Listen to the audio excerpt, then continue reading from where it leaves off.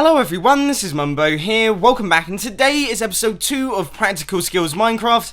I know, it's been a while since the first episode, but hopefully this one has been worth the wait, because in this episode we are going to be taking a look at a giant, almighty, massive, fully automatic sugarcane farm. It produces around about 8 stacks of sugarcane per hour, and it looks pretty awesome as well. Now the reason that this farm has this diamond shape isn't because I think it looks cool, although it does, it's because it performs a very important function. With all the straight line farms that I've seen recently, when they harvest, there is a very high chance that some of the sugarcane is going to land on the blocks, not in the water streams, and that means it is lost forever. You're never going to get that back, which is unfortunate. Whereas with this build, very little of the sugarcane that gets harvested lands on the blocks, which means it all flows into the water streams and it all goes into your chest, which means that you are going to have plenty of sugarcane.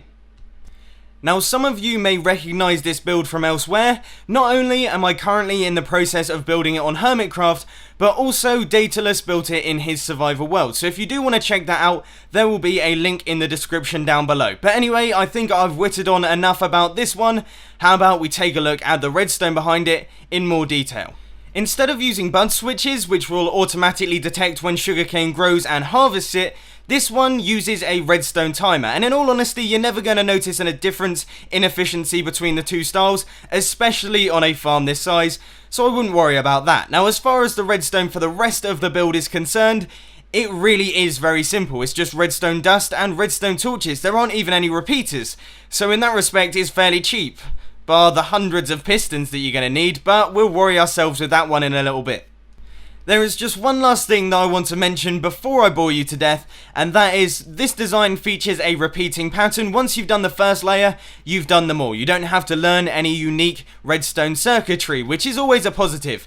Now I guess this goes without saying, but it is infinitely expandable, which means that you could technically go from bedrock all the way up to the sky limit if you really wanted to. However, the farm that you see in front of you has got 10 layers, and I personally feel like that does a pretty good job. But anyway, now that we've got through all that, I guess there's only one thing left to do, and that is to crack on with this tutorial, so let's go. So the first thing that we are going to be taking a look at in this tutorial is the water flushing area, or where all of the items are going to fall and then be pushed into the hoppers. So you want to get things started with a 17 by 10 area. So that's 17 in that direction and 10 in this direction. And then the first thing that you're going to want to do is go one block in from each side and place a layer of ice. And you should end up with something that looks a little bit like this. Like I said, ice going all the way around bar the one block. Now, of course, it doesn't have to be ice, it's not necessary. However, it will mean that your sugarcane will travel down to the hoppers much faster, which I much prefer. But anyway, now all you have to do is place blocks up like this and go all the way around here, just right the way around, and fill all of that area in so that the water doesn't flow off everywhere, because that would be a bit awkward, wouldn't it?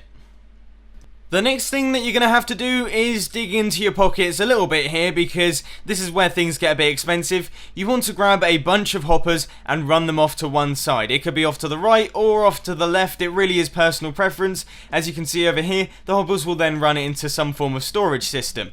And the next thing that you're just going to have to do is place your water sources over at the back so that the water flows into those hoppers, and that is you done for the water flushing system. We are now going to start work on the sugarcane farm itself, so you want to find your center block, the center block of the water flushing system, and place a block up like this, and then take the diagonals out from that. Now as you can see, I am using dirt, and that is obviously because this is what our sugarcane is going to be going on. There's no point in using any other block type.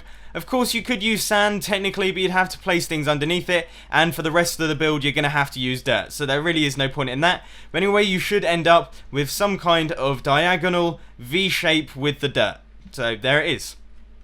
For this next bit, you're going to have to place the area for the water so that the sugarcane can grow. So once again, you just want to take diagonals from that side there and placing blocks along. I'm going to use glass, but you can use whatever you want. Then you want to place a block up like that, and then just take the diagonals once again. So diagonals going all the way along, so you should have a bunch of space in between the blocks there. And then you just want to place water here, water in this one, water in this one, and water in the last one. Then you want to repeat the same thing on the other side.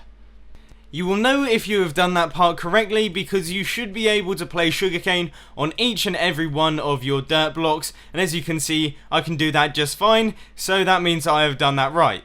If you haven't done it right, then obviously you're going to have to go back and watch it. Then behind each piece of sugarcane, you just want to place a block. Now this part is really quite simple, you shouldn't have any trouble with this one yourself. You can use whatever block you want. I personally like the look of sandstone, so that's what I'm going for. And there it is, I'm just going to continue this on off camera. Finally, onto some redstone stuff. On top of each block, you just want to place a regular piston like that. Now, quite simply, these are going to push your sugarcane off. They really are very important. Without them, your farm wouldn't function, so that's why they're there. Then you want to go right the way around the back and place blocks like this, and then once again take the diagonals but leave the middle blocks in. So we're going to go all the way down to this edge here and place redstone dust on top of that. Now it will create a nice zigzagging pattern, which is absolutely perfect, and you just want to do the same thing on the other side. So that is that zigzag there going right the way up to the edge with your redstone dust on the side like that. Now just grab your redstone torches and place one there. You'll see those two pistons extend, one there, those two extend, one there, and then one there, and all of the pistons in that row should now be extended. Then if you do the same thing on the other side, so just like that, and once again all your pistons are extended, which means that this farm is now working. So if you place this lever here and give it a quick flick, you'll see that is the action that we are going to have for the harvesting, which we just missed. It happened over there, we could have caught that, but oh well, this is what it's going to be like. And believe it or not, ladies and gentlemen, that is one layer entirely done. It's completely finished. That is all you need to know. However, we just want to go around the back and take out this block here with the redstone dust on top. And the reason for that is if you want more than one layer to link them up, you're going to have to place a torch tower down here. So what I'm going to do now is MC edit this and put it right the way up so we have a big structure like this. And you should do the same, except without MC edit. You're going to have to get building. Here we are then. This farm that you see in front of you has got 5 layers, and that should give me a decent enough opportunity of explaining how all of this works. You want to go down beneath and place a block like this with a redstone torch on the side, then a block there and a redstone torch on the side of that block like that, and we are just going to repeat that pattern going all the way up to the top. It really is very simple, so just keep doing that alternating block pattern and you'll be fine. It just goes right the way up to the top. Nice and easy. By default, all of your redstone should be off, which means that all of your pistons should be extended, but if you just place a lever down here and flick it, you should see that all of your redstone dust will turn on, and that means that all of your pistons will retract. And then let's give that another tester, so we just flick this lever again, all of the redstone turns off, which means that all of our pistons are extended. It really is that simple. It's not a hard build whatsoever. So now let's crack on with this timer.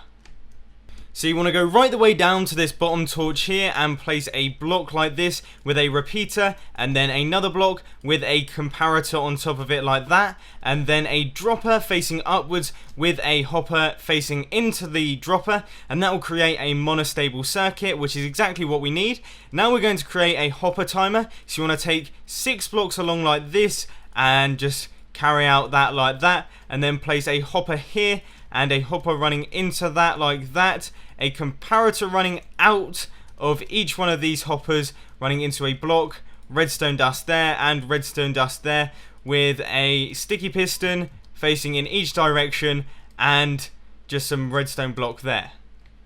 Now you may notice that this sticky piston has extended despite the fact that this isn't powered, and that is because this redstone up here is causing it to bud power, which is what we don't want. So you just want to take out these blocks and just update the piston real quick and place your redstone dust back in, and you should see that that no longer happens now. It's not powered, and that means that it won't canoodle with this timer down here, which is exactly what we need.